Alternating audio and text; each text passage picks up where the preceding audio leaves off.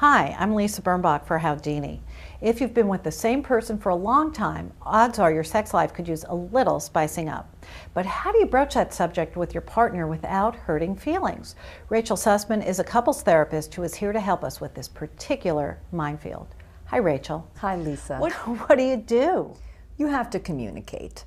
You know, generally one person in the couple decides that there's something wrong with the sex life, or it's a little humdrum, and you're thinking about it, maybe obsessing about it, getting upset about it. You've got to talk to your partner, and you've got to sit down in just a really nice, open, gentle way and say, hey, something's going a little off track here. How can we work together as a team, get it back on track? Do you recommend wine, French maid's outfit? I mean, doing something really sexual to have this conversation? Well, the French maid's outfit can't hurt.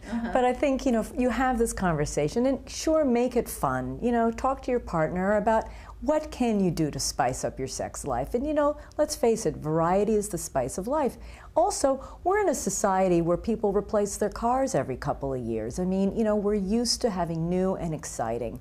And if you want your marriage to work out and your long-term relationship to work out, sex is a very important ingredient. And you really need to just talk to your partner about what kind of fun things can you add to the relationship to get it back on track. What if your partner really does suggest something that is unthinkable to you, or makes you think that maybe I don't really know him as well as I thought I did? When it comes to sex, a lot of us have some secret fantasies. And I think couples who can communicate and really talk about their fantasies are the ones that have the best options available to them, and they really could have a great sex life. But if your partner recommends something to you that really is shocking to you, oftentimes our first reaction is, no way, I'm never going to do this. And what I recommend is sit with it for a little bit, think about it, and then you can go back to your partner and ask them, what is it about this fantasy, or what is this about what you'd like me to do that really turns you on? Talk about it. Let's say you're married, your sex life is unsatisfying, and you have an idea of a fantasy that you might like to experiment with your husband, I mean. How do you get the courage to tell him? Well, listen, I think that you have to find the courage to tell him. And I think you can practice, and you can, talk it through to yourself. And then maybe sit down with your husband, call a meeting, and go out for a nice quiet dinner and say, we've been talking about reviving our sex life and different ways in which we can do this. And, I have an idea to do something that might be fun. Would you be open to hearing my idea? And then, let it rip.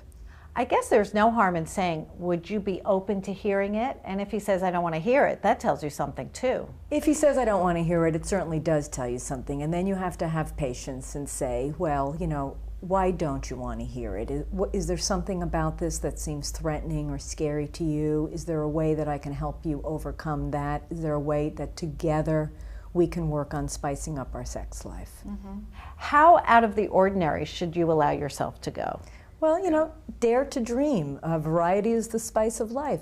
Have some fun with your partner. If you're finding that you really can't get the words out and you really can't talk to your partner about sex, or you're trying to and they're not listening, that's a great time to call in a relationship expert or a marriage counselor. And it's not irreparable. That's the bottom line. It's not irreparable, and what a counselor could often help a couple do is find the words and create a safe space so these feelings and thoughts, can be articulated in a way that could really, do some good to the marriage.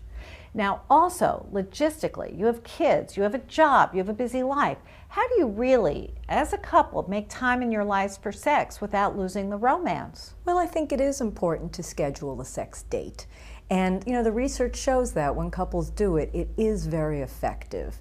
And people are always scared, oh, that's not going to seem spontaneous enough. But you know what? There's not a lot of time often for spontaneity in busy lives.